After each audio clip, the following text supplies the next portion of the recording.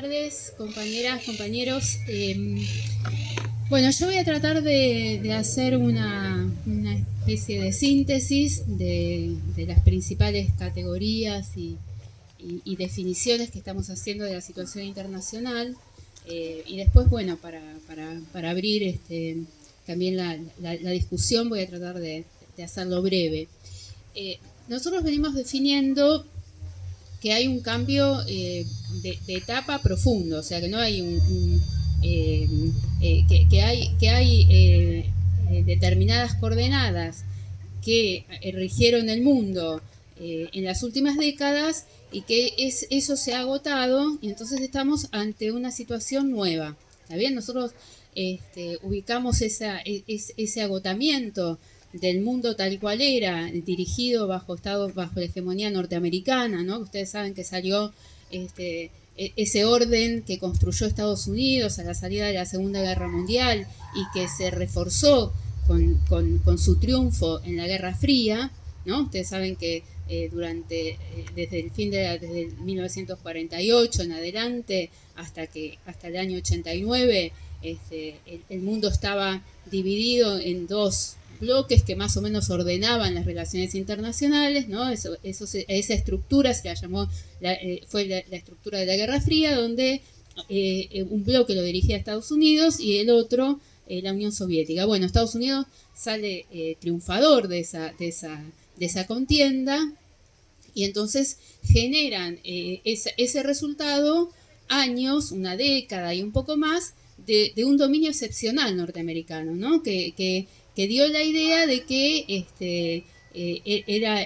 no solo era una superpotencia, sino que no había nada que cuestionara su liderazgo. Entonces, y su hegemonía se extendía a través de la globalización de las relaciones capitalistas, la restauración capitalista, y eso estuvo acompañado también por la extensión de la democracia liberal, digo, al punto de que un intelectual norteamericano que tomando una formulación a su manera, ¿no?, de Hegel, planteó que se había terminado la historia en el sentido que se habían terminado las grandes contradicciones y que ahora lo que venía era el avance de las relaciones capitalistas y esta democracia liberal que de conjunto los llamamos nosotros y todo el mundo la era neoliberal, ¿no? O sea, entonces lo que entró en crisis es eso, ¿no? Es decir, esa hegemonía neoliberal se agotó, ese agotamiento, para ponerle una fecha, se puso de manifiesto con la crisis de 2008, 2007, 2008, ¿no? De una crisis muy profunda, a partir de que quebró un banco tradicional y empezó una crisis financiera que solo se salió con una enorme intervención estatal y un endeudamiento de los estados, o sea, no llegó a una crisis como la del 30, pero sí marcó que se habían agotado esas condiciones que habían permitido esa ofensiva neoliberal, ¿no? Sobre la clase trabajadora, sobre las relaciones sociales en general, que fue una época no solo de esa contraofensiva económica, sino también de una profunda reacción ideológica y política, ¿no? Entonces, ese mundo no es el que se agotó, es el que no existe más, y eso ¿en qué se expresa? Se expresa en la decadencia de Estados Unidos, que sigue siendo la principal potencia imperialista, sigue teniendo la hegemonía del dólar y una fuerza militar que todavía no tiene comparación, pero ese liderazgo indiscutido, esa hegemonía que tenía a la salida de la Guerra Fría, eso no existe más y ha perdido, viene perdiendo, y es un proceso bastante acelerado, ha perdido capacidad de liderazgo. ¿Eso qué quiere decir? Que por un lado surgen otras potencias, está bien que si bien no le compiten en el sentido de competir ya por la hegemonía mundial, sí le pelean zonas de influencia, le pelean mercados, y la principal potencia que emergió de esta configuración es China. Entonces, estamos en un momento donde ese agotamiento de la hegemonía norteamericana indiscutida dio lugar a una vuelta de lo que es de condiciones más clásicas, de rivalidad entre potencias. Por eso nosotros planteamos que se reactualizan las condiciones más clásicas del inicio de la época imperialista que Lenin definió de condiciones de crisis, guerras y revoluciones. Eso no es una frase hecha que no tiene contenido. Quiere decir exactamente que vuelven las rivalidades entre las potencias, es decir,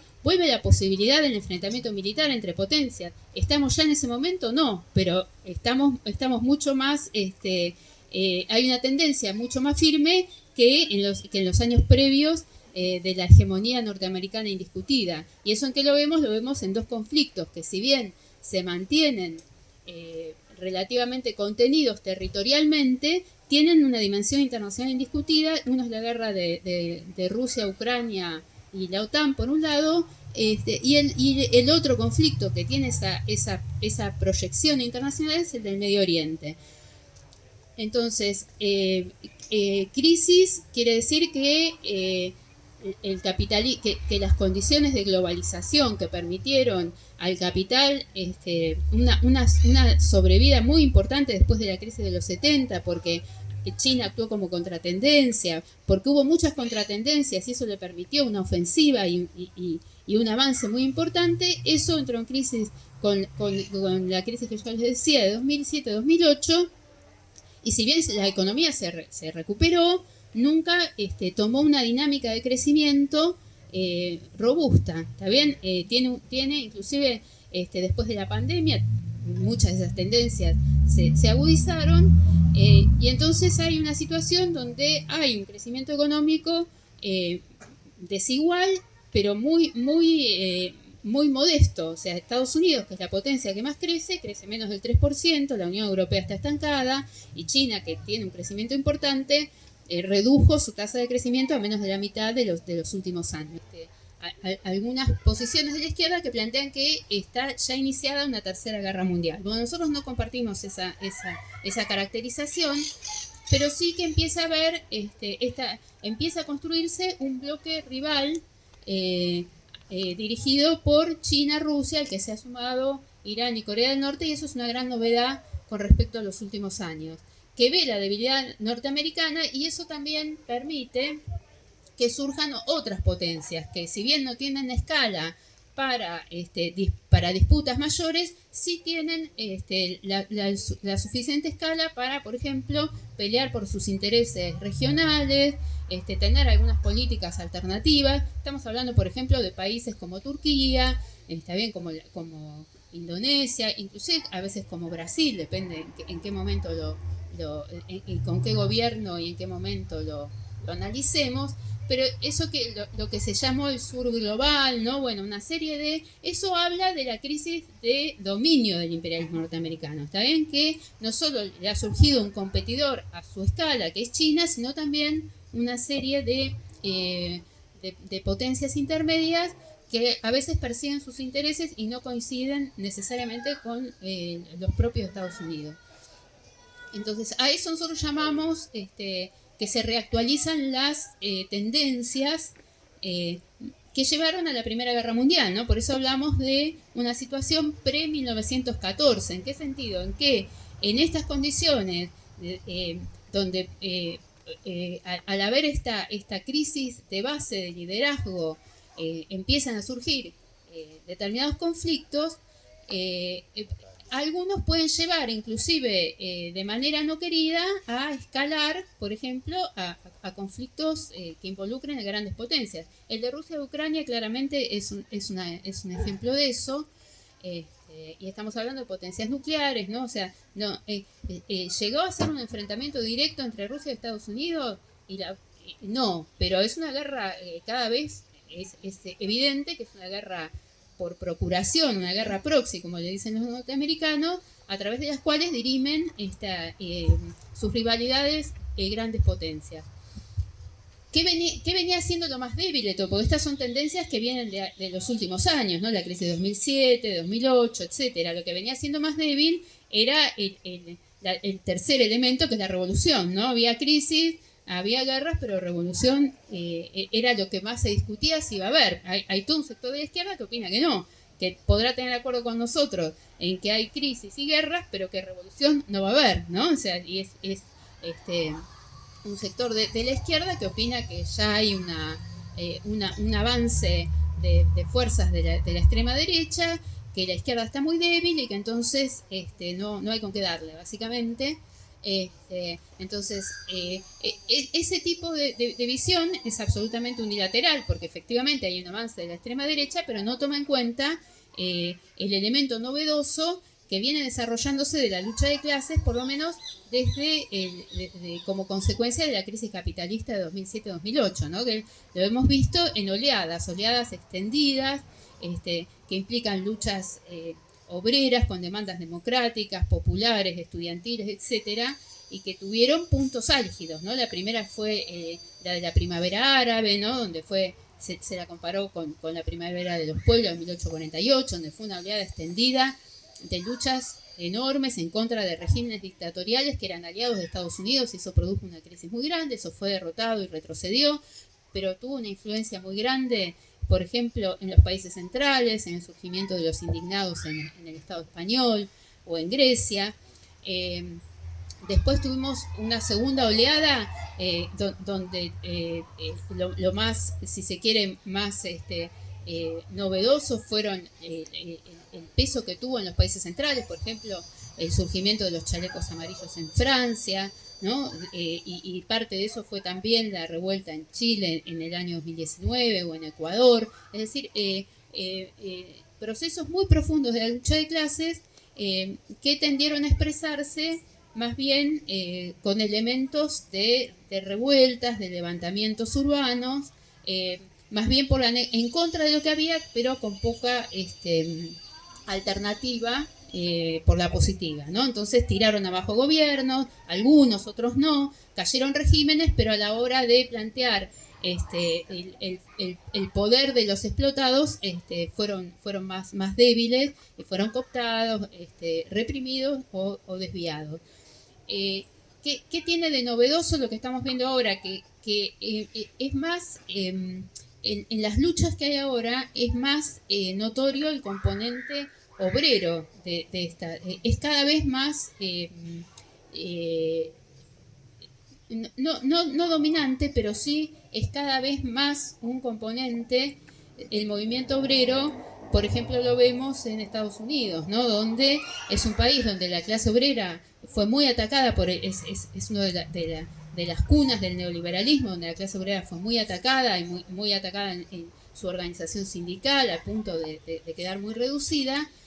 Y entonces es muy sintomático ese cambio, ¿no? Porque vemos, por ejemplo, no solo huelgas del proletariado concentrado, que todavía conserva organización como el proletariado automotriz, sino una tendencia a la organización y a la sindicalización de sectores ultra precarios, como son los trabajadores de Amazon, ¿no? De Starbucks, en el marco de que hay, bueno, al punto de que se llamó a toda esa generación de jóvenes generación U por union, ¿no? Por sindicato, y entonces eso es muy novedoso, y nosotros lo tenemos que pensar como un elemento de la situación internacional. O sea, no se puede porque es parte de la situación internacional, de las relaciones de fuerza y de los avances en la conciencia. En ese sentido, junto con este elemento que para mí es bastante interesante para nosotros, ¿no? También de estudiar, que es esta mayor intervención de la clase trabajadora,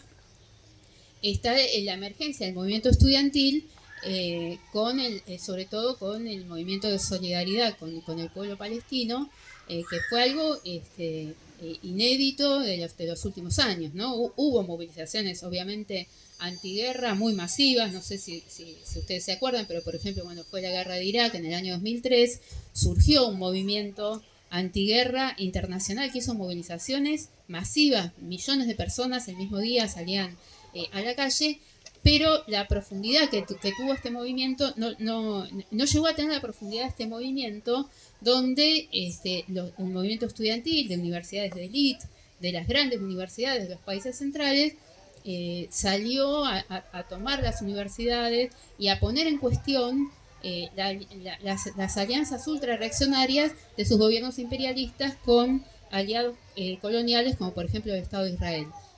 Entonces, ese elemento hizo que se lo comparara, por ejemplo, con la lucha en contra de la guerra de Vietnam, porque empieza a tener un componente antiimperialista que hacía mucho tiempo que no se venía desarrollando, ¿no? Si ustedes ven las demandas de ese movimiento, no era solo un movimiento de solidaridad o un movimiento pacifista, sino que tenía demandas concretas de ruptura de convenios con el Estado de Israel, de embargo de armas, o sea, de denuncia de su propio gobierno imperialista que estaba nada más y nada menos que sosteniendo el genocidio llevado adelante por Netanyahu en Gaza.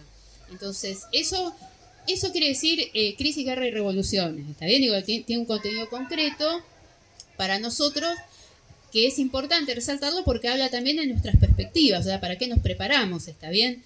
Entonces, nos preparamos para una situación convulsiva donde va a haber ofensivas del punto de vista burgués imperialista, pero también respuestas de la lucha de clases y de la clase trabajadora, del movimiento estudiantil y de otros sectores, ¿no?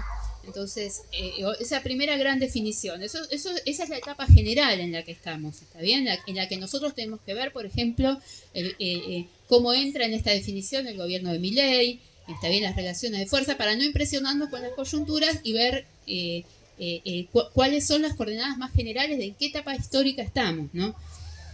Ahora bien, en esa definición más general hay un elemento novedoso que está produciendo cambios y una alteración en la situación internacional en las últimas semanas, que es la asunción del gobierno de Donald Trump en Estados Unidos, que es producto de esta situación. ¿Está bien? Es tanto un producto de esta situación como un acelerador de estas tendencias. Si ustedes ven, desde que asumió en 15 días, el tipo amenazó con guerras comerciales, dijo que va a hacer una limpieza étnica en Gaza, dijo que va a anexar Canadá, dijo que va a comprar Groenlandia, dijo que va a retomar el canal de Panamá. Es decir, es un tipo que es producto de esto, no es la causa, pero es producto de esto, pero a su vez está acelerando bastante. El otro aspecto que yo quería señalar de la definición es que se trata, crisis orgánica que es una crisis de conjunto, ¿está bien? Que es una crisis también del dominio político, de la gobernanza política de la burguesía, de sus instrumentos de gobierno, ¿está bien? Entonces, esos partidos con los cuales la burguesía gobernó en alternancia, fueran socialdemócratas o fueran conservadores, manteniendo el consenso neoliberal, entraron en crisis con el neoliberalismo. Entonces, lo que estamos viendo, digo, no es una crisis de un aspecto, digamos, nosotros usamos la categoría de Gramsci de crisis orgánica o tendencias a la crisis orgánica para hablar que es una crisis de conjunto, que hay un problema, la burguesía tiene un problema también de una crisis de hegemonía que se expresa en la crisis de sus partidos, de los partidos tradicionales con los cuales lidió con el movimiento de masas en las últimas décadas, y Trump es una expresión de eso, y Milei es una expresión de eso, y el ascenso de la extrema derecha es una expresión de eso, pero no se trata de una salida que ya haya resuelto la burguesía a su favor en la relación de fuerzas, y entonces estamos en un giro homogéneo hacia la derecha. No, a esa crisis lo que se instaló en el escenario político y social es una polarización, es decir, que si bien la derecha se radicalizó más, esa crisis de los partidos del consenso neoliberal dio también fenómenos de izquierda, y es lo que está dando también fenómenos de lucha de clase y fenómenos políticos de izquierda. Entonces, nuestra definición es etapa de crisis, guerra y revoluciones, crisis orgánica como crisis de hegemonía burguesa que se expresa en la crisis de sus partidos, y una polarización política donde en esa crisis de los de arriba también puede intervenir el movimiento de masas, y también desarrollarse fenómenos políticos como por ejemplo el surgimiento de una juventud antiimperialista o con rasgos y elementos de antiimperialismo en los países centrales. Entonces, digo, para tener una visión desde dónde nosotros nos tenemos que ver, qué parte de qué tendencia somos, ¿no? Inclusive el movimiento estudiantil de la Argentina, parte de qué tendencia internacional somos. No necesariamente se va a expresar tal cual, pero son tendencias porque estamos en este cambio general estamos entrando a otra etapa. Entonces, eso de la definición general.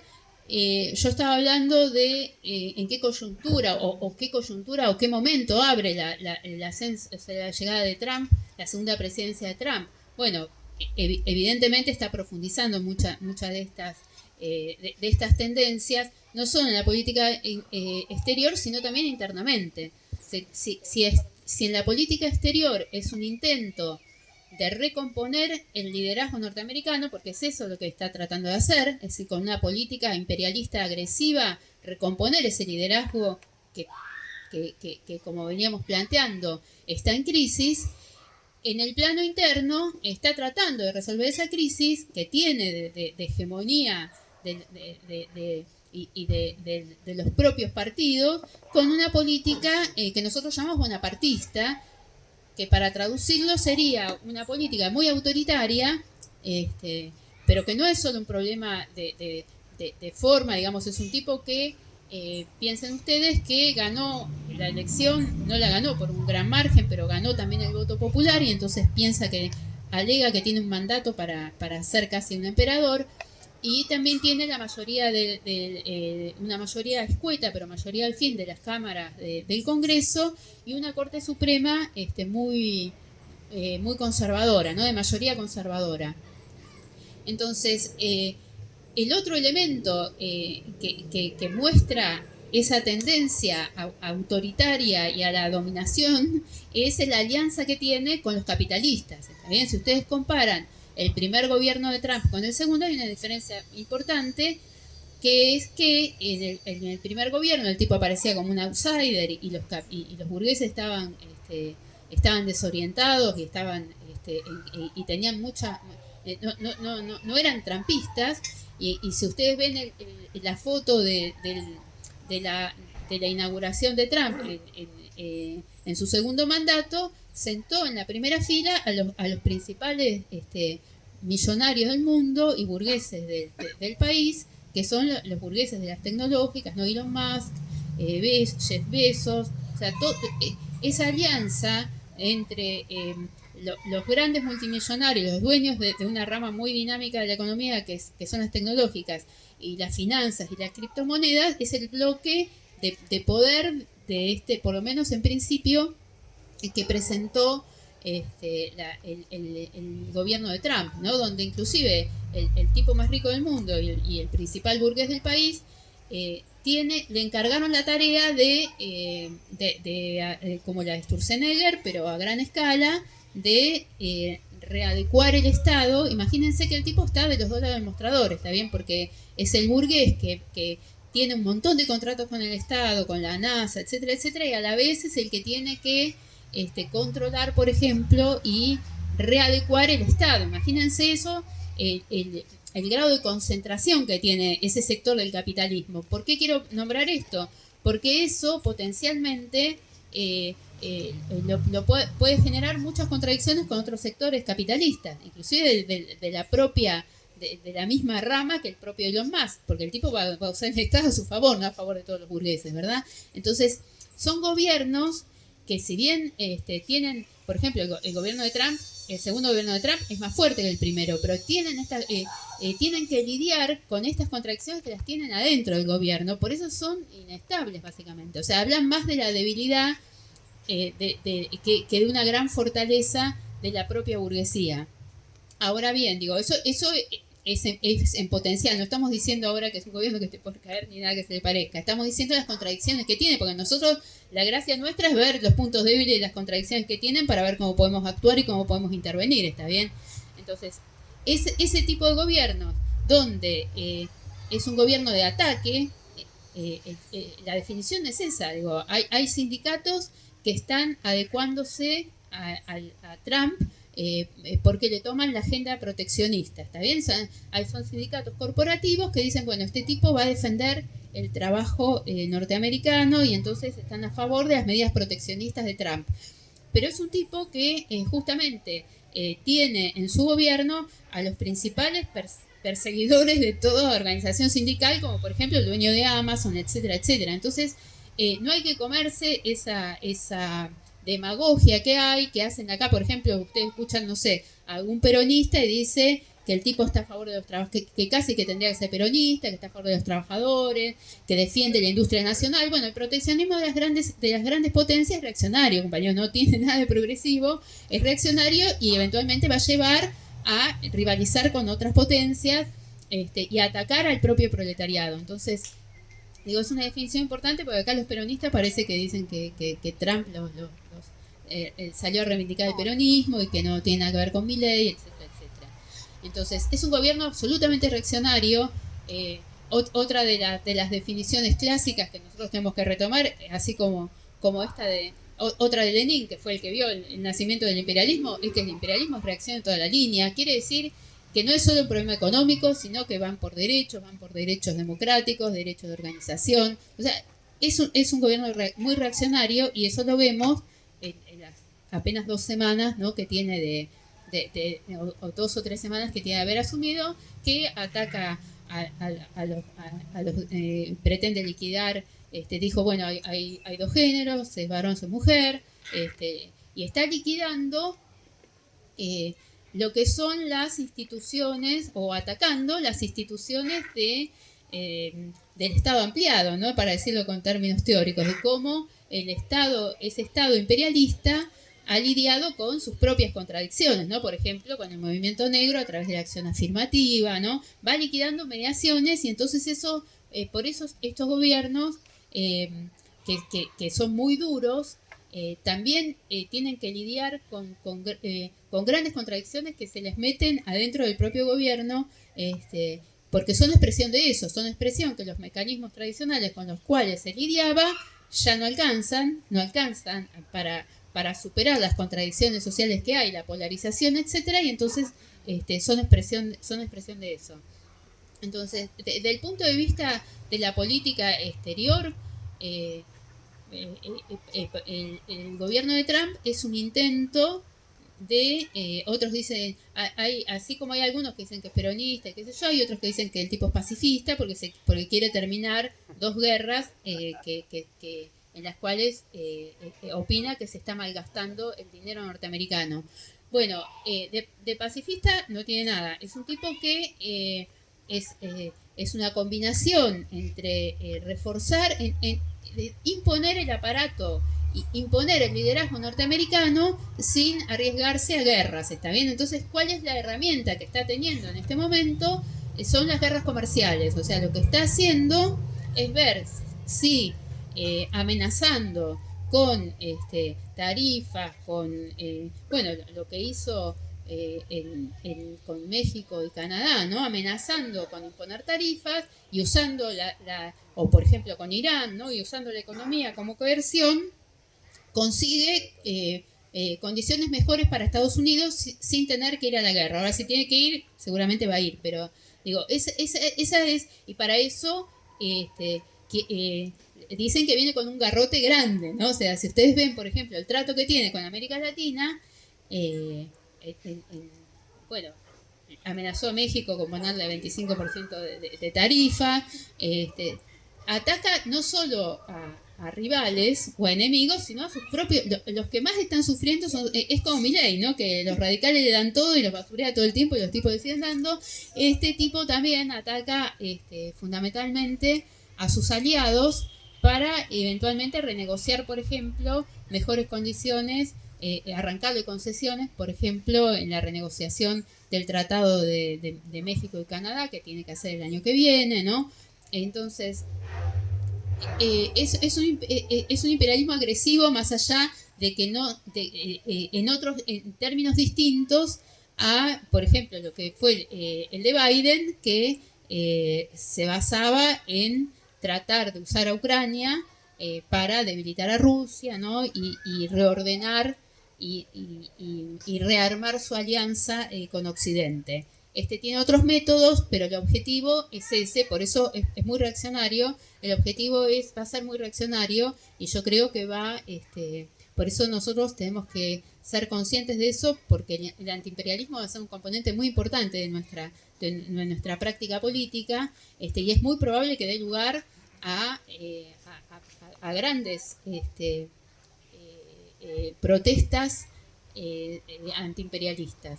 Es probable, es muy probable.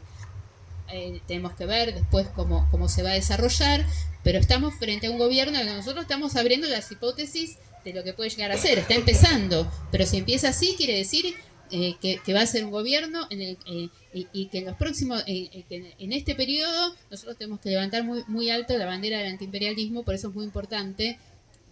Después me voy a referir al final un poco, que no es un problema de análisis, sino es un problema de por qué es tan importante el internacionalismo para nosotros, para nuestra organización. En las últimas semanas, bueno, hubo dos hechos muy importantes. Uno fue la llegada de Trump y relacionado con eso, el cese del fuego y después cómo se fue desarrollando posteriormente.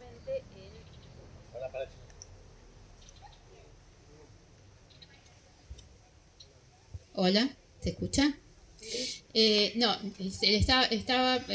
me quería referir brevemente al otro hecho muy importante, que es el cese del fuego en Gaza, que nosotros lo definimos. Yo no sé si ustedes pudieron leer la nota que publicamos y discutirla. Nosotros lo definimos como una derrota para Netanyahu. No sé si queda claro en qué términos, ¿no? ¿Qué queremos decir exactamente? O sea, no estamos diciendo que fue derrotado el Estado, el sionismo y el proyecto colonial del Estado de Israel, sino que Netanyahu fue una guerra durante 15 meses con dos objetivos. Uno era liquidar a Hamas y el otro era la recuperación de los rehenes por medios militares, y esos objetivos no los consiguió. Entonces, el resultado es que si bien avanzó mucho, es decir, el tipo hizo un genocidio durante meses apoyado por todas las potencias imperialistas, armado por Estados Unidos, debilitó a los aliados de Irán, o sea, no es que no avanzó, pero a pesar de todo eso no logró esos objetivos que tenía, y tampoco logró hasta ahora, siempre tenemos que decir hasta ahora, que la población palestina diga basta y se quiera ir. Eso no sucedió. Si ustedes ven lo que es verdaderamente es muy emocionante la imagen del retorno de cientos de miles de palestinos al norte de la Franja de Gaza, que volvían caminando en una situación muy difícil, está bien, a un costo muy alto. Hubo y sigue habiendo, ¿no? Porque siguen muriendo, hay una tregua, pero hay una política genocida que se cobró, no sé, el cálculo final pueden ser más de no sé, arriba de 100.000 vidas, muy probablemente, donde el objetivo último es hacer invivible, que no se pueda vivir ahí y lograr expulsar a la población palestina. Digo, ese es el objetivo. ¿Por qué entonces digo es importante también ver la relación que tiene esto con lo de Trump? Porque efectivamente, por un lado, digo, para ver a los que dicen que Trump es pacifista y todo eso, ver la pavada que es esa, porque el tipo efectivamente actuó para que Netanyahu firmara ese cese del fuego, pero es un aliado incondicional, lo mismo que Biden, lo mismo que cualquier que cualquier gobierno norteamericano del Estado de Israel, y sobre todo es muy afín al ala de extrema derecha del gobierno israelí, está bien, a los colonos, a los que plantean esta suerte de solución final, al punto de que el tipo, que no es un influencer, un tuitero X, digo, es el presidente de la principal potencia imperialista, se paró en una conferencia de prensa con Netanyahu, que es un criminal de guerra, que es un tipo que está tiene una orden de arresto por crímenes de guerra, y dijo suelto de cuerpo que va a hacer una limpieza étnica de Gaza. Está bien, dijo haciéndose el empático y el simpático, se van a querer ir a vivir a un lugar mejor. Ahora, ¿por qué para nosotros eso es importante? El 99% considera que eso es inviable, que no lo va a poder hacer, etcétera. Ahora, ¿por qué es importante tomarlo? Porque tiene un contenido profundamente reaccionario. Está bien, porque lo que hace es es habilitar cosas que son directamente crímenes de guerra. Por ejemplo, desplazar a toda una población que tienen un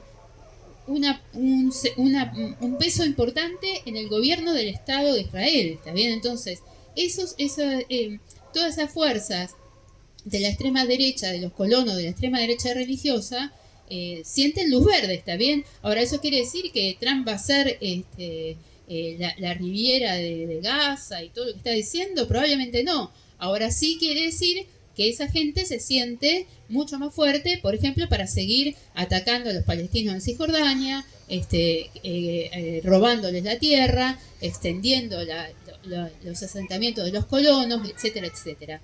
Entonces, digo, eso es muy importante porque lo que viene, por eso yo trataba de dar la definición concreta de qué queremos decir, qué se derrotó con este cese del fuego temporal, que es frágil, etcétera. Se derrotó esta política de Netanyahu, que fue a la guerra con una estrategia que fracasó.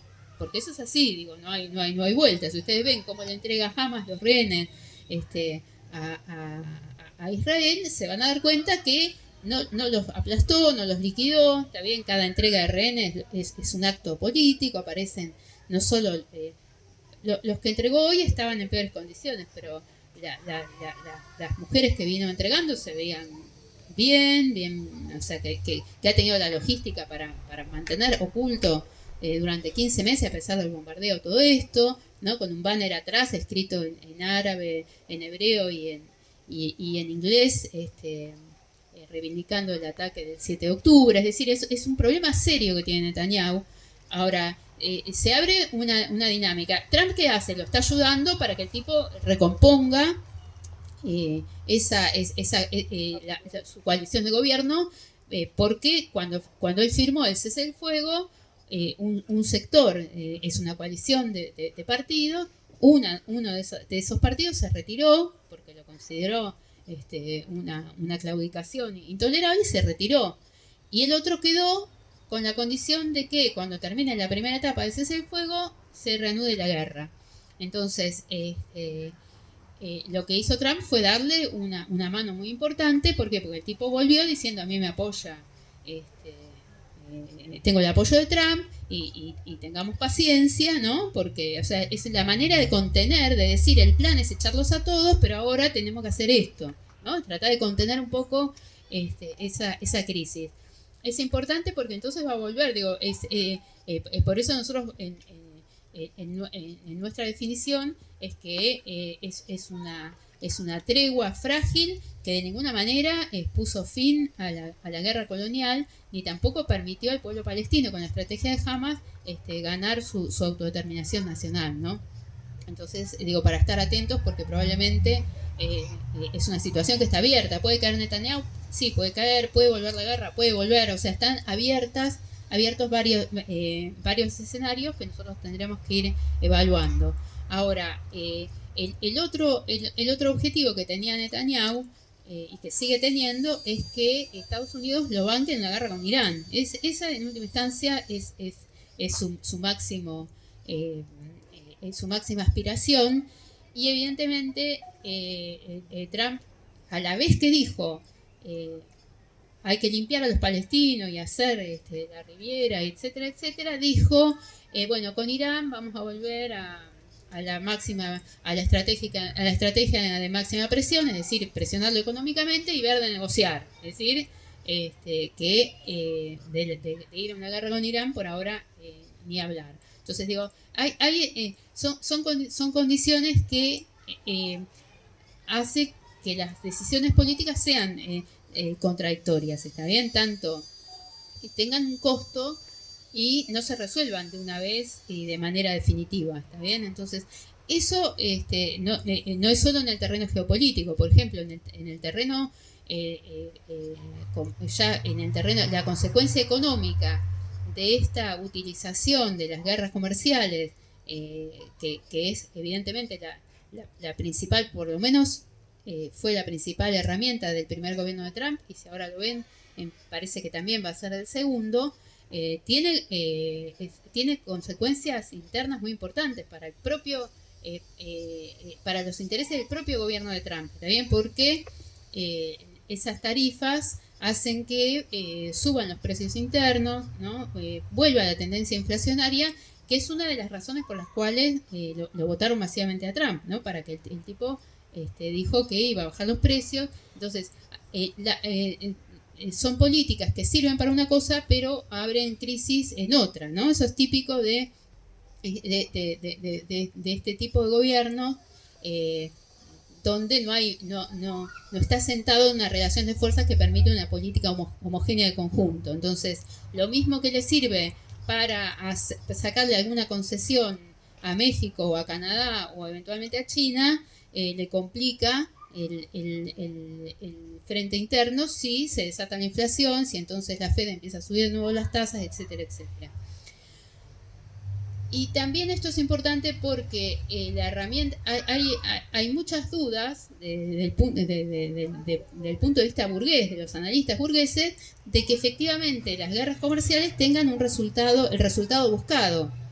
¿Esto en qué quedó en evidencia? En la aparición de DeepSeek, ¿está bien? En la irrupción de una empresa de inteligencia artificial china que en un día hizo desaparecer alrededor de $1 billón de valores bursátiles, que supuestamente no tendría por qué haber sucedido. ¿Por qué? Porque justamente por las medidas de la guerra comercial estaba prohibido exportar a China chips que tuvieran la capacidad de empatar el desarrollo tecnológico norteamericano. Entonces, la misma empresa que en Estados Unidos venía siendo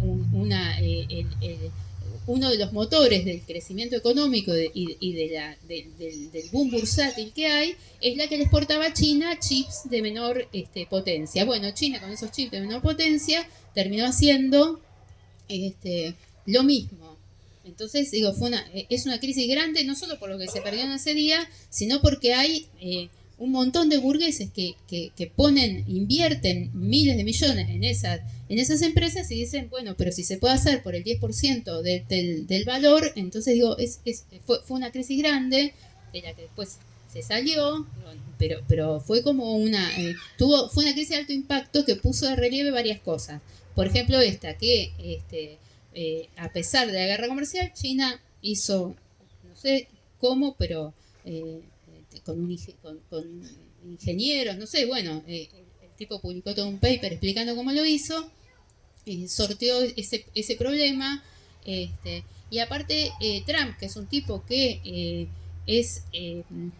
en las relaciones económicas sigue manteniendo el neoliberalismo, porque su clave es la baja de impuestos, las desregulaciones, etcétera, y el achicamiento del Estado.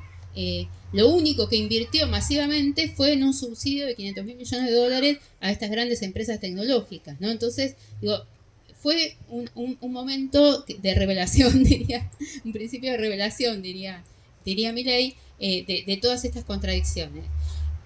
No es una crisis terminal, no estamos hablando de eso, pero sí de las contradicciones que se van generando, ¿está bien? Entonces, digo, para sintetizar, nosotros definimos al gobierno de Trump como un intento bonapartista de salir de la crisis orgánica y de la decadencia en la que está el imperialismo norteamericano. Y eso puede abrir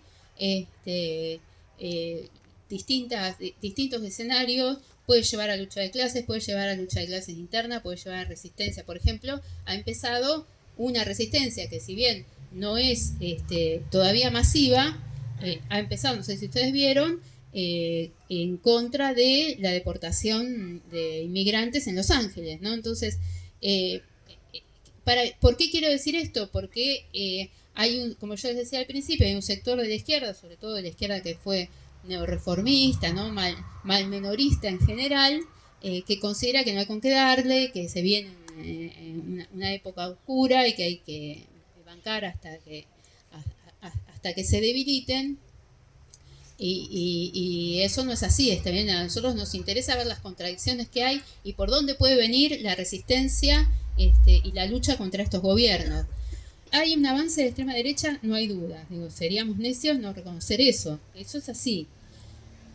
Ahora, la supuesta internacional reaccionaria está en un momento de propaganda, ¿está bien? Porque la burguesía no puede tener una internacional y eso lo vamos a ver si se profundizan las tendencias proteccionistas de las grandes potencias, el interés norteamericano, bueno, de hecho ya está diciendo Europa que le va a poner aranceles a los bienes que Europa exporta a Estados Unidos, es decir, una cosa son los discursos, la batalla cultural, ¿no? Y avanzar lo más que se pueda en crear un sentido común reaccionario y ver si si consolidan una derecha conservadora con valores, etcétera, etcétera, ideología, ¿no? Antifeminista, racista, etcétera, etcétera. Y otra cosa es que puede haber, por ejemplo, que eso resuelva la contradicción que hay con las tendencias proteccionistas que hay en curso y que expresan esas extremas derechas. Por ejemplo, Alternativa para Alemania expresa una determinada posición de defensa del capitalismo alemán que va en contra de lo que hizo Estados Unidos en la guerra de Ucrania, ¿no? Por ejemplo, reivindica su alianza con Rusia, la estrategia de energía barata, etcétera, etcétera. Entonces, esas son las contradicciones, ¿está bien? Digo, para no marearse, porque parece como que hay una... Y Milei le dan la condecoración de titán del ajuste y todo ese tipo de cosas, pero para no confundirse, ¿está bien? Porque lo que hay no es una tendencia a la coordinación de las extremas derechas, sino una tendencia a la rivalidad y al proteccionismo, y eso lleva a otro lado, ¿está bien? Entonces, el problema también es que no se trata, que ese espejismo que hay de avance, o sea, hay un avance real que se amplifica por los foros, ¿no? Por toda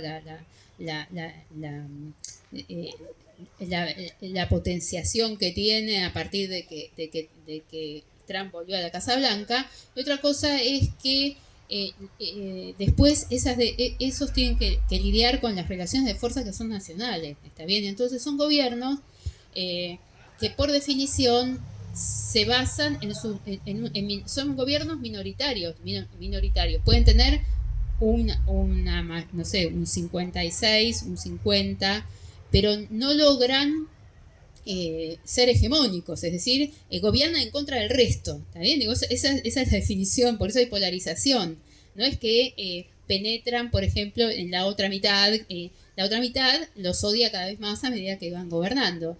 ¿Qué pasa? Cuando esos se pueden pasar de rosca y pueden caer, ¿está bien? Yo por eso quería traer a la discusión la caída del gobierno de Corea del Sur, porque efectivamente el gobierno de Corea del Sur era un gobierno de un trampista, de un tipo de la extrema derecha que se basó, por ejemplo, si ustedes ven la campaña, y gran parte de lo que hizo la campaña y de sus votos, se basó en un movimiento masculino antifeminista muy reaccionario.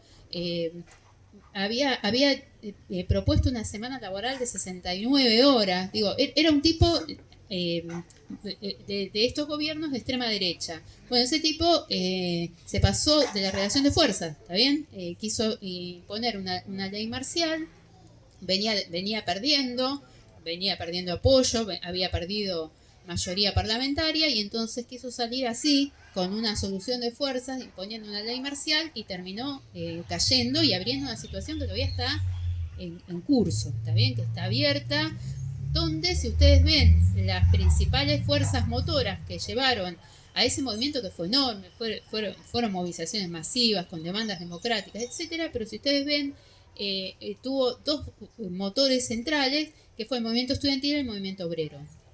Entonces, Digo, ¿para qué nos sirve a nosotros ser internacionalistas? ¿No? Porque nosotros eso puede estar anticipando alguna tendencia.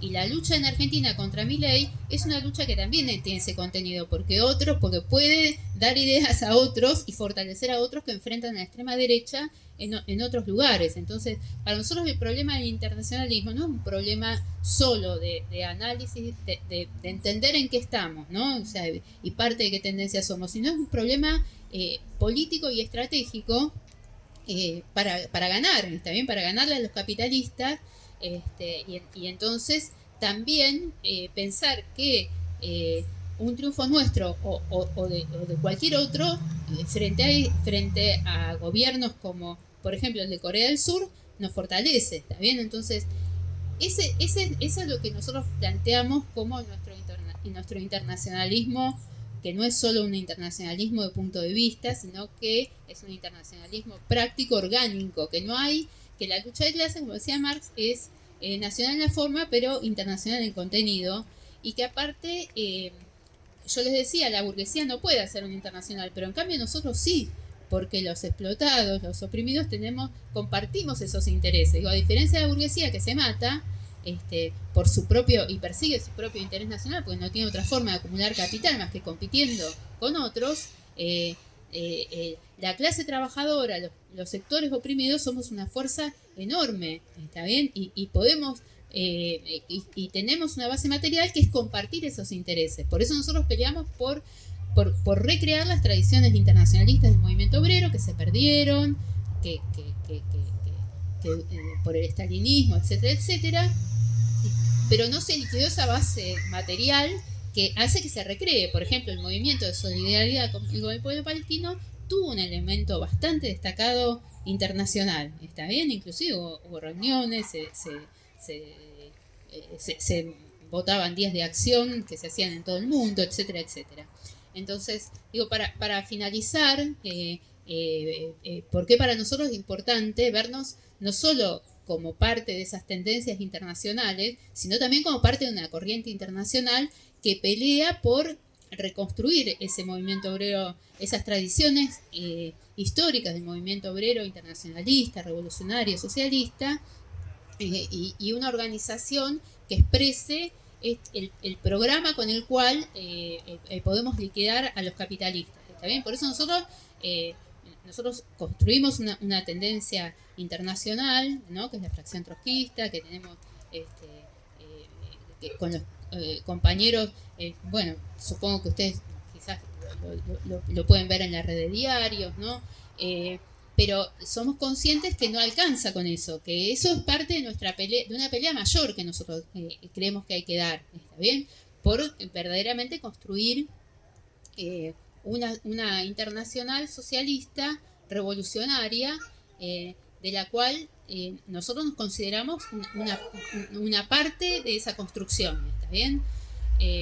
Por eso, inclusive a nuestra escala, nosotros ya podemos hacer cosas que son muy educativas, aunque no podamos cambiar, por ejemplo, aunque no podamos bloquear la política migratoria de Trump, sí podemos militar nuestros compañeros de México junto con nuestros compañeros de Estados Unidos en una militancia común, ¿está bien? En contra, y mostrar cómo en esa unidad está nuestra posibilidad de victoria, ¿está bien? En mostrar cómo en la unidad, por eso es muy importante para nosotros que se conozca toda la actividad, por ejemplo, de nuestros compañeros en los países centrales, ¿está bien? Porque hace a un elemento clave que es la unidad de los explotados y de los trabajadores y de los sectores oprimidos de los países centrales con los países semicoloniales y oprimidos por el imperialismo, ¿está bien? No sé si ustedes pudieron leer, nosotros publicamos, creo que en los últimos, no sé si hace 1 o 2 días, publicamos en La Izquierda Diario el balance del Congreso de nuestros compañeros en Francia, está bien, para nosotros tiene una importancia estratégica, tener relaciones, ser una comunidad de revolucionarios que actúa en Francia, por ejemplo, que es uno de los centros de la lucha de clases internacional, ¿no? Que tiene mucha tradición de lucha y de desarrollo de la izquierda. Entonces, digo, para terminar y abrir la discusión, no es solo un problema de análisis, sino que para nosotros es casi una condición para poder triunfar estratégicamente. No quiere decir que no se puede triunfar en un país. Por ejemplo, en el siglo XX se triunfó en varios países, ¿está bien? Y se logró expropiar el capital con direcciones que no eran revolucionarias, etcétera, pero igual se pudo hacer. Por ejemplo, se pudo hacer en Cuba. No sé, el imperialismo fue derrotado en Vietnam, pero estratégicamente no ganamos, ¿está bien? Hubo procesos muy importantes, pero no estratégicamente no ganamos, por eso para nosotros tiene esa importancia, ¿no? Para pensar también las discusiones del Congreso, etcétera, el internacionalismo del PTS de nuestra corriente. Bueno, paro acá para si hay preguntas. Bueno, ya me presenté, pero no, yo quería reforzar esto que decía la China, me parece muy importante, porque después obviamente tenemos que bajarlo la cuestión nacional, ¿no? De un panorama internacional muy importante, entonces nosotros tenemos que explicar y nos tenemos que pelear por nuestro programa, por seguir construyendo partido, por seguir construyendo fuerzas y tenemos que apuntar a esa pelea política que me parece que es muy importante, de por qué proyectos, por qué espacios políticos como el peronismo acá, como Lula en Brasil, como Petro incluso, que lo pinta como el que está más a la izquierda de la región de América Latina, o López Obrador, que bueno, está Sheinbaum en México, lo mismo que la Francia insumisa en Francia justamente, que son sectores que su estrategia termina siendo reformista hasta el final porque no plantea una perspectiva revolucionaria, sino que termina en esa idea del mal menor y que se viene el fascismo, y no porque no tengan algunas características fascistas, sino porque, o sea, sobre todo en su discurso, pero me parece que es muy importante, nosotros en cada lugar de trabajo donde estamos, inclusive parece que lo internacional está lejos, porque nosotros tenemos un aeropuerto internacional acá en Ezeiza, donde los compañeros GPS fueron una gran referencia, nosotros íbamos a volantear al aeropuerto y era una referencia de lucha, entonces me parece que ese diálogo del abajo con el arriba me parece muy importante y bueno, tenemos que tratar me parece que es una oportunidad, además con esta crisis que se abre, se tiene que desarrollar, de nosotros, el partido va a jugar un rol muy importante en sus distintos niveles para poder ahondar esta grieta o estas contradicciones que se le abren y qué sé yo, lo de Palestina, por ejemplo, incluso en la pelea antiimperialista, que nosotros decimos que el peronismo no lo puede llevar hasta el final, Patria Grande, Grabois tampoco lo puede llevar hasta el final, porque incluso está muy ligado a la iglesia, que es uno de los bloques de poder más importantes. Y no sé, yo recuerdo el debate presidencial que fue Miriam y el Frente de Izquierda, el único espacio político que se pronunció abiertamente en contra del genocidio en Gaza, mientras Massa, Bullrich, etcétera, Massa no dijo nada, Cristina tampoco dijo mucho. Así que bueno, me parece que es para seguir profundizando y es algo que, bueno, de cara a lo que decía China, de cara al Congreso, me parece que es un desafío para todos los militantes y también sacarlo para afuera, ¿no? Que es una pelea importante el internacionalismo con cualquier trabajador, ¿no? Así que bueno, nada, eso.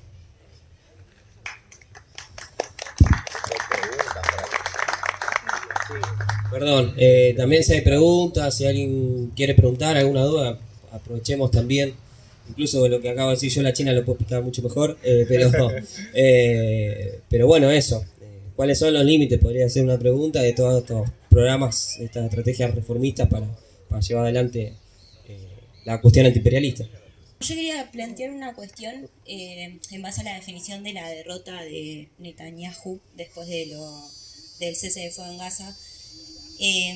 Para pensarlo más, o sea, entiendo la definición en base a lo que planteas de los rehenes y la otra cuestión que ahora se me fue igualmente, pero estaría bueno, y la derrota de Hamas. O sea, después de eso y con la asunción de Trump, o sea, cómo políticamente, por ejemplo, la visita a la Casa Blanca y todo la toma de decisión de Trump de ir a la Franja de Gaza y todo el plan que dicen que van a implementar, cómo también eso en cierto punto lo fortalece políticamente. O sea, se entiende la derrota en estos aspectos, pero después políticamente, al menos yo opino que en cierto punto está fortalecido. Hay que ver igualmente cómo se desarrolla toda la cuestión en Medio Oriente y bueno, y esto que planteas de de la internacional de la burguesía, de que no se van a... O sea, que lo que los lleva adelante es la competencia, ¿no? Y cómo hacer más ganancias. O sea, eso, bueno, es un límite mismo que tiene la propia clase.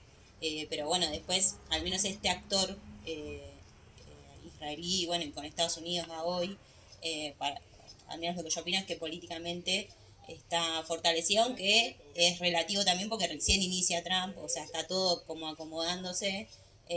Y bueno, y ahí me parece importante también cómo se va a dar la fuerza política más de izquierda, tanto nosotros más antiimperialistas, bueno, con un programa diferente, anticapitalista, socialista y todo. Eh, pero bueno, nada, yo creo que en ese sentido, o sea, yo después que vi la asunción de Trump, me quedé pensando en base a la definición esta que nosotros hicimos.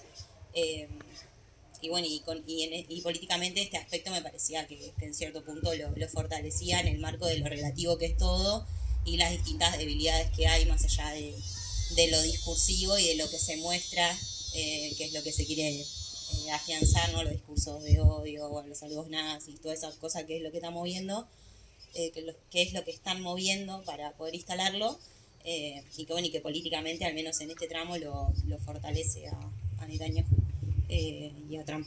Para mí está muy bueno el panorama que brindó Claudia, porque sobre todo para enfrentar las lecturas unilaterales en relación a un mundo pintado de derecha sin contradicciones, y bueno, cuando se desenvuelven como lo hizo la China, efectivamente hay infinidad de contradicciones que están inscriptas en la realidad, y también fenómenos de la lucha de clases muy importantes. No, yo me quería referir a la disputa interimperialista y a la guerra comercial. En realidad también un poco dudas, ¿no? Porque, bueno, como hace mucho tiempo que no se veía, hay una guerra comercial con tarifas, bueno, que hay que remontarse a otros momentos del siglo XX, ¿no? Para ver esa guerra comercial que está empezando a suceder. Incluso estaba leyendo, vos lo mencionaste, Estados Unidos amenaza con poner aranceles a Europa, y Europa ya respondió diciendo que va a responder con distintas acciones contra Estados Unidos. Incluso la misma China respondió inmediatamente con una reacción de aranceles a los productos estadounidenses. Mi duda es, bueno, primero eso, el hecho de si esta guerra comercial puede escalar, incluso si se puede profundizar en función de algunas turbulencias económicas, y que puede acelerar tendencias a mayores enfrentamientos entre las distintas potencias interimperialistas. Es una pregunta, una incógnita, no sé si para pensar. Y también me genera mucha duda China, en el hecho de cómo China, de manera medio silenciosa, avanza. Vos comentaste que tiene un crecimiento económico relativo ahora, no tanto como en estos años. Bueno, lanzó lo del DeepSeek y todo.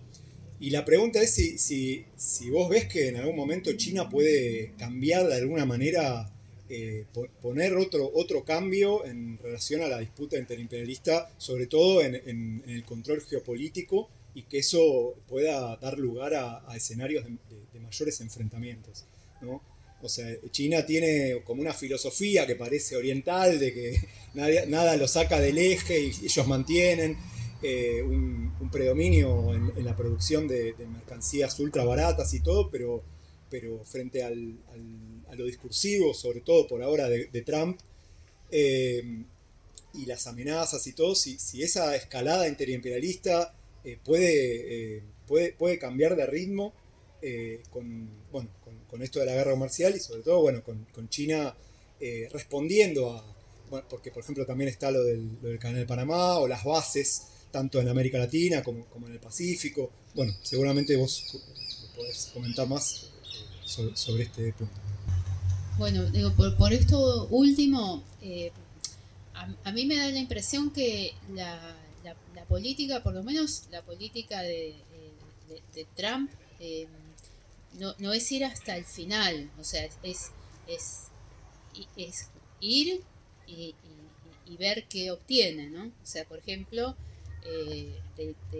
de uno de sus aliados más arrastrados de América Latina, que es el presidente de Panamá, el tipo lo amenazó con retomar el canal de Panamá, lo cual es una locura, pero amenazó con eso. Y lo que obtuvo fue decir que no le va a renovar un vencimiento que tiene China en el año 2026 para la utilización del canal. Entonces, la guerra comercial no es gratuita, y no es que no tiene límites, ¿está bien? Digo, hay límites que, por ejemplo, genera la sola amenaza de la guerra comercial última, generó un mini caos. Digo, fueron 2 días de un caos general del mercado. Yo no sé qué escenario se abriría, digo, porque una cosa es hay una tendencia proteccionista en el marco de que hay una crisis de la globalización, pero no hay un desacople de la economía internacional y del comercio mundial. ¿Está bien? No estamos en los 30. Entonces, el primer gobierno de Trump, y después lo siguió Biden, porque la hostilidad hacia China es un problema de Estado, del Estado norteamericano, no es un problema de un gobierno, porque tiene un competidor y tiene que evitar que ese competidor avance y sobre todo pueda utilizar la tecnología en el terreno militar, etcétera.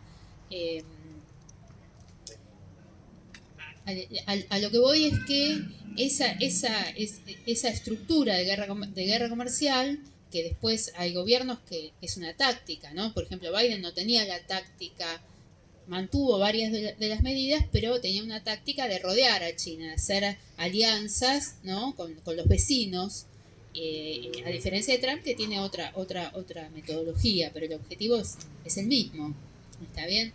Entonces, para mí, digo, a pesar de eso, no hay un desacople desde la economía norteamericana, depende un montón de China, porque tiene una relación construida, hay una internacionalización de la fuerza productiva, de las cadenas de valor, etcétera, etcétera, que es una relativa contradicción, ¿está bien? ¿Es absoluta? No, porque si hay decisión de la guerra, hay decisión de la guerra. Ahora, no estamos en un momento donde China dice voy a ir a la guerra con Estados Unidos dice voy a ir a... No, hay un momento donde está esa rivalidad, esa disputa. Todas las medidas de Trump es para avanzar lo más que puedan, desacoplar de la economía norteamericana de la economía china, pero por ejemplo Elon Musk tiene intereses enormes en China. Entonces digo, hay muchas contradicciones que yo las menciono así en general para tener una idea, no da por ahí analizar.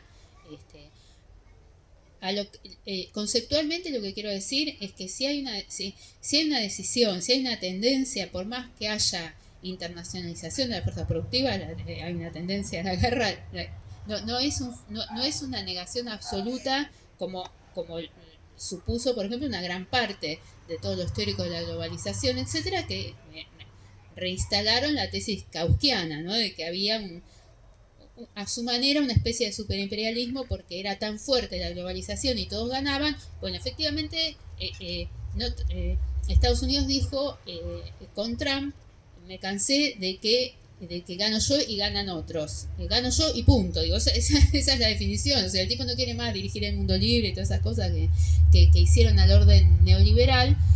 Entonces digo, ese es el cambio. Está bien, no ver eso es no ver hacia dónde pueden ir las cosas. Ahora, está en un punto donde, por ejemplo, la economía, el sector más dinámico de la economía norteamericana tiene una relación muy fuerte todavía con China, que depende de insumos. Por eso es muy importante el impacto que tiene la guerra comercial, y por eso también hay presiones internas, etcétera, etcétera, porque no solo aumentan los bienes de consumo, aumentan los insumos de las propias empresas. Entonces digo, hay que tomar más de conjunto toda cómo es la estructura para tener una visión de la situación internacional, en qué punto hasta dónde llegan esas contradicciones, ¿no? O sea, la línea de Trump es decir, el tipo se está tratando de reeducar de manera patriótica sus monopolios, diciendo dejen de invertir en China y vuelvan acá, como a los tipos es más rentable China, no es un problema ideológico, es un problema de rentabilidad capitalista, ¿está bien? Por eso está tratando de encarecer una cosa para ver si revierte de alguna manera, ¿no? Porque tiene esa política, ¿no? De reindustrial, de cierta manera de volver a parte de la industria, porque considera que la principal potencia del mundo no puede depender absolutamente de China y entonces está tratando de decir hay que reindustrializar, no es un problema de la base electoral, es un problema de cómo el tipo ve estratégicamente la debilidad que le ve, puede tener razón o no, pero digo la debilidad que le ve a Estados Unidos en la competencia con los otros. ¿Hasta dónde va a llegar? Nosotros no podemos saberlo, ¿está bien? Hasta ahora, por ejemplo, Milei, que tiene que lidiar con esa contradicción, se la preguntan, usted que está a favor del libre mercado y no sé qué, y Trump es un proteccionista, el tipo es increíble porque dice, no, pero él no es en serio, él lo que hace es usar la economía para coercionar a otros, es decir, es un liberal medio raro, pero se justifica así, diciendo, no es proteccionista en serio, amenaza para obtener concesiones del resto, ¿no? Bueno, ¿hasta dónde va a llegar? El gobierno anterior le pusieron, lo mantuvieron dentro de ciertos límites, ¿está bien? Por eso el tipo ahora dice que va a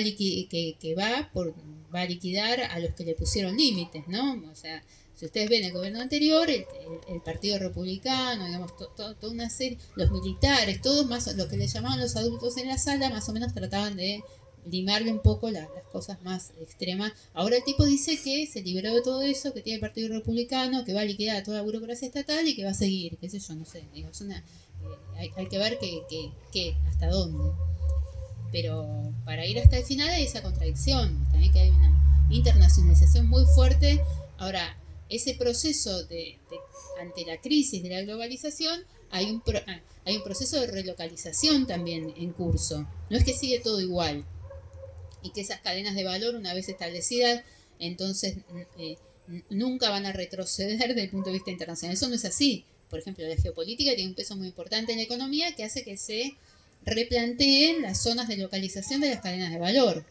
Inclusive una cosa como la pandemia, ¿no? Donde eso, por ejemplo, le dio cierta palanca a México, ¿está bien? Porque muchas cosas que estaban en China, que estaban en localizaciones más lejanas, ahora se relocalizaron en cadenas de valor más cortas, también más cercanas. Entonces México empezó a tener un rol mucho más importante para la economía norteamericana porque muchas de esas cadenas de valor se relocalizaron en México. Entonces digo, para ver, bueno, no voy a abundar porque digo, pero es parte, digamos, de la definición de en qué momento, ¿no? Después no sé si más o menos lo de Netanyahu, efectivamente en Netanyahu yo primero quiero hacer una definición de relaciones estatales. Hay una relación estratégica entre Estados Unidos e Israel y eso es un problema de Estado, es una razón de Estado. No hay puede haber, y aparte hay una influencia muy grande del lobby sionista en la política norteamericana. O sea, eso es razón de Estado. Es decir, que el genocidio lo banca, más allá de que a Trump le convino que el día que asumía no hubiera guerra, el genocidio lo banca a Trump, lo banca a Biden, lo banca a republicanos y demócratas por igual. Hay un problema, y a Netanyahu, hay un problema estratégico. Ahora, Netanyahu con Obama y con Biden tenía, porque después existe la política, ¿no? Por ejemplo, Biden es un tipo que a la vez que bancaba y bancó el genocidio sin ningún matiz, tenía un problema electoral que era parte de su base, bueno, de hecho es una de las razones por las cuales, no la única, pero una de las cuales hizo que perdiera también la elección, ¿no? Que perdió, por ejemplo, la votación de las comunidades de origen árabe y musulmán, porque los tipos han visto cómo el tipo habilitó el genocidio de Netanyahu y en 8 meses no pudo no pudo hacer nada, y es más, Netanyahu militaba abiertamente para la vuelta de Trump, porque el tipo efectivamente tiene menos esa contradicción y es un tipo que es muy afín a los sectores de extrema derecha. O sea, no es un problema no es un problema ideológico tampoco. O sea, lo que Trump trató de hacer en el primer mandato y que de última fracasó entre otras cosas, fue la razón y también el fracaso a la que llevó el ataque de Hamas, era normalizar las relaciones con el Estado de Israel y el mundo árabe, dejando de lado la causa palestina. ¿Ven? Digo, si ustedes ven, la estrategia de Trump sigue siendo la misma, de lo que se llamó los acuerdos de Abraham, donde los países, ¿cuál era la intención? Era hacer un bloque regional entre Israel y las monarquías reaccionarias árabes, que contrapesara a Irán, que limitara la aspiración regional de Irán. Esa era la política. Y si ustedes ven, firmó Emiratos Árabes, los primeros, Bahrein, los primeros que firmaron sin ninguna contradicción y no se hablaba de ningún palestino ni de ningún Estado palestino, etcétera, etcétera. Bueno, la política sigue siendo la misma. El problema es que hubo 7 de octubre de 2023, es decir, donde evidentemente la cuestión palestina, y después un genocidio, entonces la cuestión palestina no se puede ignorar, o sea, se volvió a poner en la mesa. ¿Qué quiere decir eso? Que la monarquía saudita, por ejemplo, tiene un problema interno y de liderazgo del mundo árabe para hacer lo que quiere hacer, que es normalizar las relaciones con el Estado de Israel, que no puede hacer como que no hubo genocidio palestino, porque toda la población de esos países es solidaria con el pueblo palestino. Entonces, empiezan a tener que lidiar con esa contradicción. ¿Cuál es la contradicción que tiene el cese del fuego? Tiene una primera etapa que es relativamente más pasable porque es intercambio de rehenes por prisioneros. Ahora bien, como Netanyahu no logró lo que se propuso, está planteado qué va a pasar con la Franja de Gaza. ¿Qué pasa? Si vuelve Hamas, entonces es como si volviera al 6 de octubre de 2023. Entonces, y como no lo liquidó, ustedes lo ven, está ahí. Entonces, eso no lo resuelve Trump diciendo voy a hacer el resort de lujo en Gaza. ¿Está bien? Porque nada de eso borra que ni Egipto ni Jordania pueden aceptar sin que se incendien sus países, recibir un crimen, aceptar un crimen de guerra, o sea, una deportación masiva de la población palestina. Entonces, el problema es que están tratando de salir de eso de la manera más reaccionaria posible. O sea, el objetivo sigue siendo ese, borrar en lo más posible a los palestinos, tratar de mantener lo más posible controlado y en lo posible liquidarle las aspiraciones regionales a Irán. El objetivo no ha cambiado mucho. Ahora, las condiciones son otras. Por eso yo digo que es importante, por más que Trump digan no se puede hacer, está delirando, no sé qué, fue una improvisación, etcétera, etcétera, es para correr todo mucho más a la derecha. O sea, es para obtener el objetivo más reaccionario que se puede obtener sin haber reventado a Hamas, que es lo que pasó. Por ejemplo, no sé, obligar a que los sponsors que tiene o los aliados que tiene, no sé, el gobierno la monarquía de Qatar, no sé, el emir de Qatar, no sé quién, los apriete para que los tipos acepten no estar en el gobierno, no sé, acepten una salida.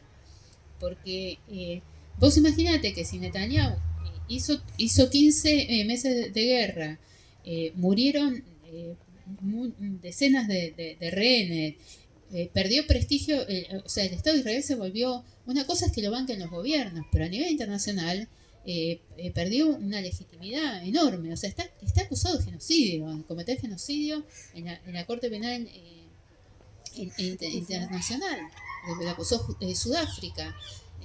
Surgió un movimiento juvenil de origen judío antisionista enorme.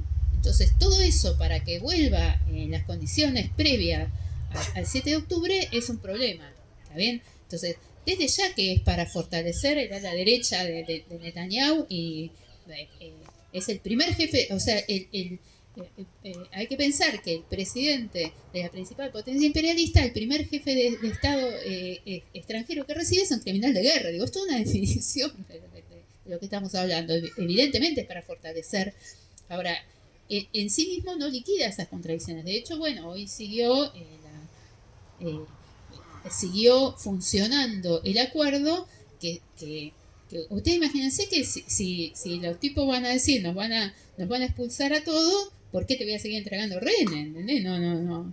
Y entonces, por ejemplo, Netanyahu es un tipo que es muy impopular. Es un tipo que lleva adelante una guerra en una población que mayoritariamente hay un giro a la derecha muy importante, pero Netanyahu no es popular, digamos. A la vez que hay un giro a la derecha, por ejemplo, surgió un movimiento liderado por los familiares de los rehenes en contra de la estrategia de guerra de Netanyahu por el cese del fuego. Entre otras cosas, digo, es un movimiento que cuando aparecieron rehenes, los cuerpos de 6 rehenes que estaban vivos hacía horas y por una política del propio gobierno israelí, Hamas los ejecutó, tuvo una movilización de masas en plena guerra. Digo, es algo que en Israel no suele suceder.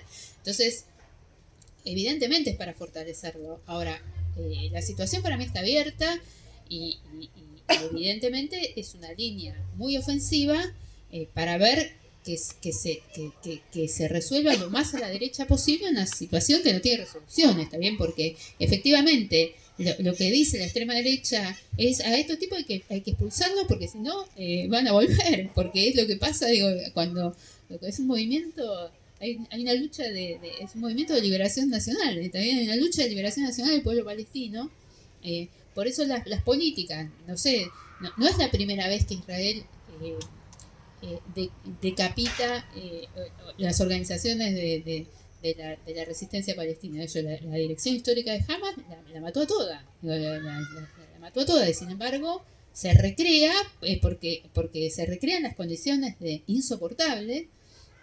Entonces no da la relación de fuerzas para la solución final, es decir, expulsarlos a todos, que es lo que están diciendo, lo dice abiertamente el gobierno de Netanyahu, expulsarlos a todos, que se vayan a Jordania, que se vayan, y Trump dice, le vamos a hacer casitas lindas, que es un tipo increíble, pero eso, evidentemente esa relación de fuerzas no la conquistaron todavía. Lo pueden hacer, y qué sé yo, pueden seguir matando, yo no sé, digo, yo por eso digo, por ahora es muy difícil vivir, por ejemplo, volver a Gaza y encontrar la destrucción que hay. Es imposible, no hay agua, no hay casa, no hay hospitales, no hay escuela, hay no sé qué cantidad de explosivos sin detonar, etcétera, etcétera. Y esas son las condiciones. Entonces eso puede, por eso no es que Netanyahu no hizo nada, digo, hizo un genocidio, hizo mucho también. Ahora, eso no quiere decir que haya logrado imponer, y para Israel ese es un problema, ¿está bien? Digo, es un problema, por ejemplo, no haber liquidado los tipos que le hicieron el peor ataque, dicen, de la historia, está bien, que no es secundario porque se muestra un estado vulnerable que mantiene una hostilidad permanente en la región donde está. Está bien, entonces si es vulnerable es un problema estratégico para ver la gravedad de la cosa, ¿no? Ahora eso no quiere decir, insisto, que haya una derrota, de que haya derrotado ni el Estado, ni el proyecto colonial, ni a los colonos, que como ustedes habrán visto, hicieron una especie de transacción que fue evidente, de Gaza a Cisjordania, ¿no? Empezaron los ataques en Cisjordania. Ahora, evidentemente, no se puede bombardear como bombardearon Gaza a Cisjordania, entonces digo, hay ahí, pero es claro que profundizaron la tendencia a atacar y a ver si expulsan lo más posible a la población, ¿no? Entonces, digo, esa no sé si más o menos te aclara un poco el panorama. Latinoamérica. Fue el otro. Peronismo, Latinoamérica. No, digo, sobre Latinoamérica, para mí, nosotros partimos de una definición de esos gobiernos, ¿no? Que se llamaron populistas, bueno, que es no es una categoría muy científica la que estoy diciendo, es más bien descriptiva, ¿no? Bueno, nosotros estamos en una oscilación entre esos gobiernos y la derecha, ¿no? Que es producto de que no está resuelta esa relación de fuerzas y los intentos que hubo no alcanzaron. Por ejemplo, en Chile no alcanzó, fue una revuelta, abrió todo un proceso, pero no alcanzó. Está bien, en Ecuador lo mismo, etcétera. Entonces, en este momento, si quieren, los trampistas están en minoría, pero mañana puede cambiar, ¿está bien? Porque hay esa, por ejemplo, si ustedes ven a Bolsonaro, el tipo está tratando de que el Congreso cambie la ley de ficha limpia para que él pueda volver a presentarse, ¿está bien? Entonces, los mismos que son los que hicieron el golpe contra la corrupción, etcétera, etcétera, son los que dicen, bueno, yo estoy inhabilitado por corrupción, pero en vez de inhabilitarme 8 años, me tienen que inhabilitar 2, así yo puedo ser candidato, y el tipo espera que Trump y toda la situación lo ayude, y la debilidad de Lula y su política de colaborar, ¿está bien? El problema que hay es que nosotros decimos que abren el camino a la derecha porque no solo no alteraron las condiciones estructurales, algunos hicieron una redistribución mayor, ustedes piensan que en Chávez, por ejemplo, es una redistribución mayor de la renta, etcétera, pero no alteraron las condiciones. Bueno, es lo que es el balance que nosotros hacemos del conjunto de esa oleada rosa que se llamó de América Latina.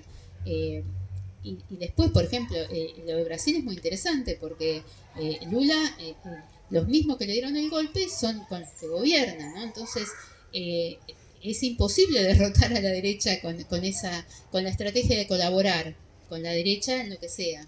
Entonces, para mí hay una discusión de partidos o partidos de gobierno, etcétera, y después hay una discusión de sectores de la izquierda que fueron o sea, que no están que están separados, digamos, o que conformaron lo que nosotros llamamos en su momento corrientes neorreformistas, que son que están más a la izquierda que esos gobiernos, pero que consideran que la única manera de enfrentar al peligro fascista es hacer un frente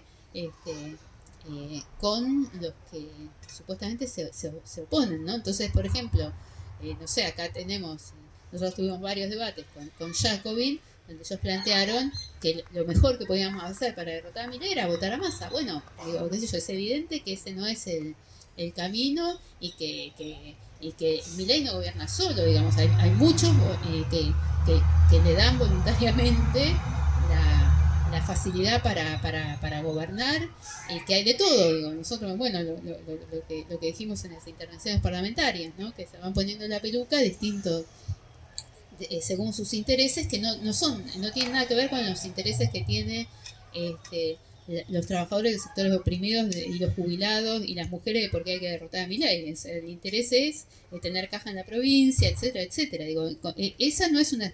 Por eso nosotros consideramos que la estrategia una cosa es en la calle, nosotros si hay una lucha y para enfrentar un gobierno de ataque, nosotros vamos a hacer unidad de acción y los llamamos a que luchen, a que movilicen. Ahora, esa es la unidad de acción, pero nosotros, nuestra estrategia no es el frente antifascista, sino construir una alternativa de los trabajadores, de los sectores populares, de las mujeres, de todos los agraviados, y que saquen la conclusión los que están en el malmenorismo, que ese no es el camino, por la experiencia práctica que están haciendo. Está bien, donde los malmenoristas hoy o dicen que no se puede hacer nada, que ya fue, que hay que resignarse, etcétera, etcétera, son factores de desmoralización absoluto. ¿Está bien? Entonces, digo, para mí digo, no es un problema de análisis solo, sino que es una discusión, parte de nuestra lucha política, ¿no? Después, bueno, hay una discusión de que una parte de los que están a la izquierda de eso se han adaptado, ¿está bien? La gran mayoría, si ustedes ven, por ejemplo, la izquierda en Brasil, no sé, el PSOL, considera que la única manera de frenar al bolsonarismo es bancar un gobierno con Lula, un gobierno con la derecha, ¿está bien? Y así eso se repite en distintos, es una estrategia, o eso que hace que, por ejemplo, mientras la derecha se radicaliza, los que están a la izquierda, de la centroizquierda, se subordinan a los partidos tradicionales o de centro, y así les va. Digo, el ejemplo, Estados Unidos, por ejemplo, es un ejemplo interesante en ese sentido. Ustedes ven el DCA, no es que se radicalizó y entonces estuvo a la altura de decir hay que hacer un partido frente al genocidio que bancó Biden, etcétera, etcétera. Los tipos igual dijeron, bueno, pero para derrotar a Trump hay que estar adentro del Partido Demócrata, y así les fue, pero no es para hacer el balance, sino porque desmoralizan a generaciones que despiertan a la vida política. Por eso es muy importante la lucha política y disputar eso, ¿está bien? Porque parte de lo que nosotros decimos de polarización asimétrica tiene que ver con eso, con que la derecha se radicaliza y lo que surge por izquierda va al proceso inverso de subordinarse a los partidos de centro, inclusive en momentos que hacen cosas terribles, como por ejemplo bancar el genocidio de Netanyahu, ¿no?